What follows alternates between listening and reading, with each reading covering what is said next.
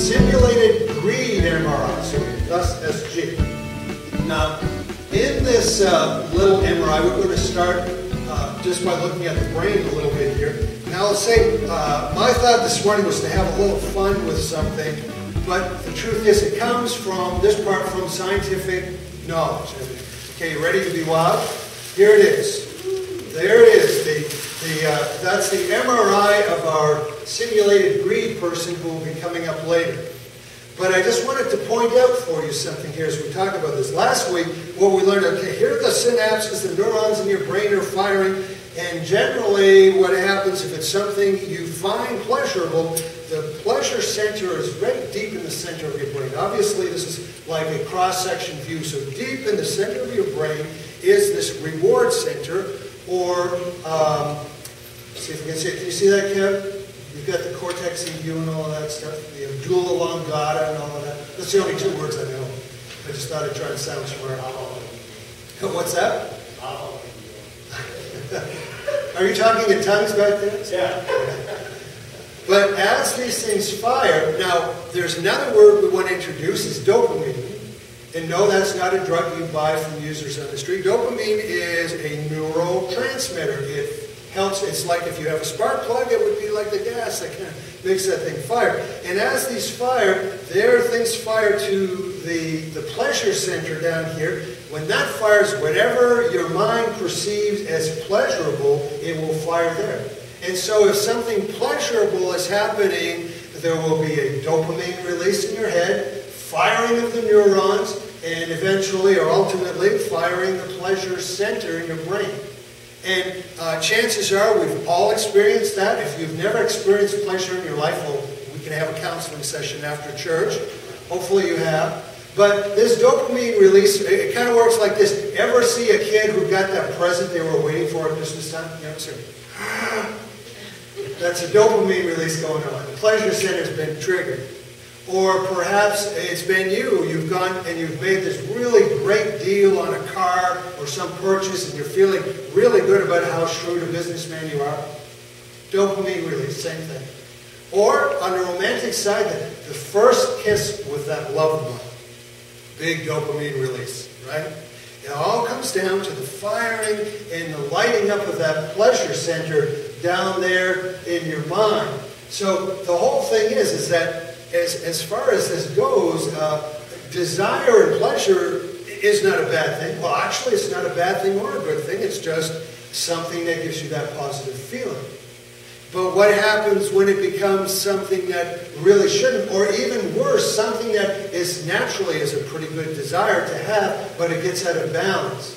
It gets out of whack. That's what we talked about last week with the temptation, sexual temptation. Nothing wrong with sexual stimulation in the proper context. But we're talking about when things get off track in this fallen nature we have. And greed can do that. It can perceive this pleasure at toxic levels that cause us to take a path in life that isn't that good. We, in fact, become addicted to this gratification, and we have a name for it, greed. So now that I have my simulated greed MRI, I'm going to ask, Ron agreed with me to be my simulated greedy guy. So I'm going to ask simulated greedy guy to come up here, and this is where we take this and we're going to turn this into an experiment. You are now all officially research scientists. Are you ready for this? Neuroscientists. And here's what we're going to do. We're going to take simulated greedy guy here. I'm going to ask you to move in closer here, Ron, so they can see you and the MRI at the same time. We have Lady Luck over here who's wheeling in some wonderful Christmas gifts. It's Christmas for Greedy Guy. Now, we set up this experiment, and the whole thing is we want to see when Greedy Guy gets stimulated and the pleasure center in his mind gets fired. So your point, your job in this is to discern when this actual stimulation is going to take place. If this was real, Ron, we would have driven a big electrode deep into your head and all of that. You see, you asked the first service, it would hurt. Yeah, I guess it would hurt a lot. Okay, so we're going to try the first thing with Lady Luck, if you would present. Here you go, Ron. Oh, you should have. I know. Oh. It's awesome.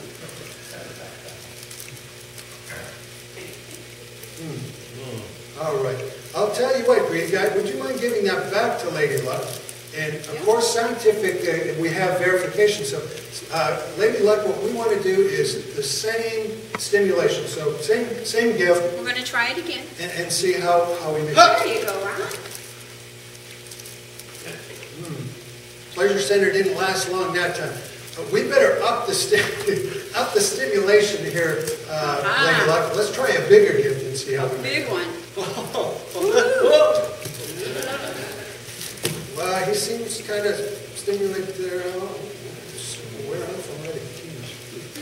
Lady Luck, I think he's building a tolerance. I think he might be. Let's try a big gift. Wow. I can hardly pick it up, guys. It's so big. Wow, that's some stimulation there.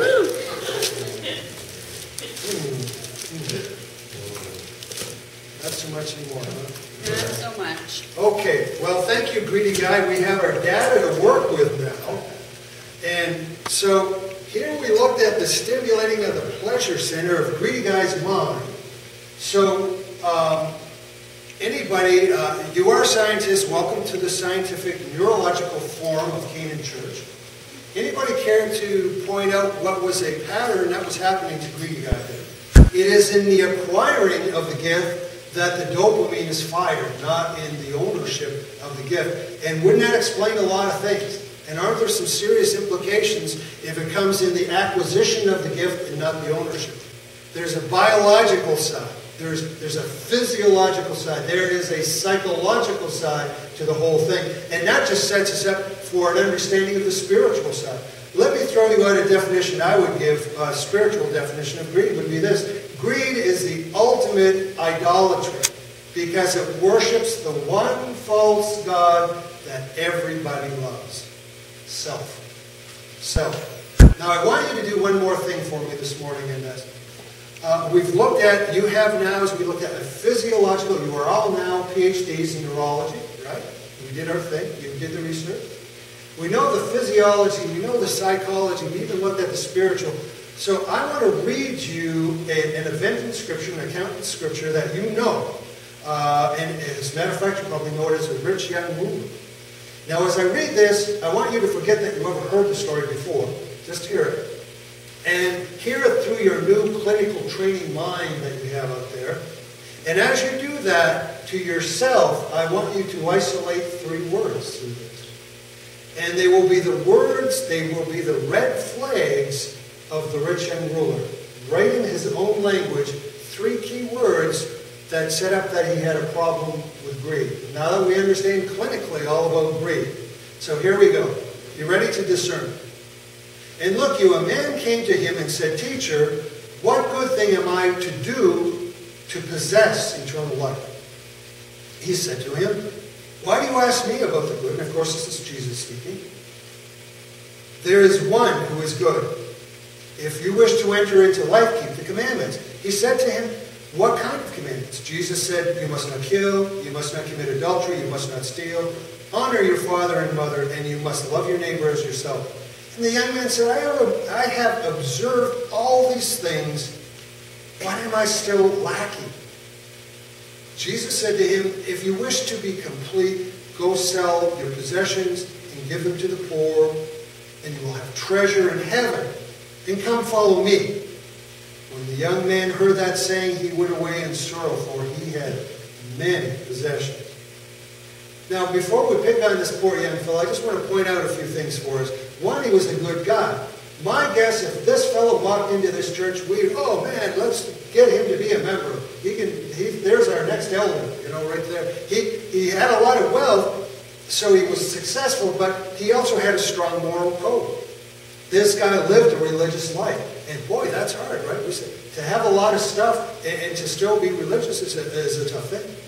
And this fellow was a seeker. That word was around for a long time. Seeker services. You do things because if people are seeking, you want to reach them where they are. This guy was like the ultimate seeker. He found Jesus. He found God face to face. And his question was, what must I do? He was serious about all of this. So as we look at this, how can we say this fellow was afflicted by the monster of greed? I'm going to throw out what I consider the 3 main words, and I'll tell you with what was shared. The If I put it in the words he shared, the words would be do, possess, and lacking. Do, possess, and lacking. Let's go back. Why would I say that? Well, remember, where does the high come from in Greek? In acquiring, right? It comes in getting that thing. And this guy is a beautiful illustration that it doesn't have to be a physical thing. This guy was all into acquiring religious accomplishments.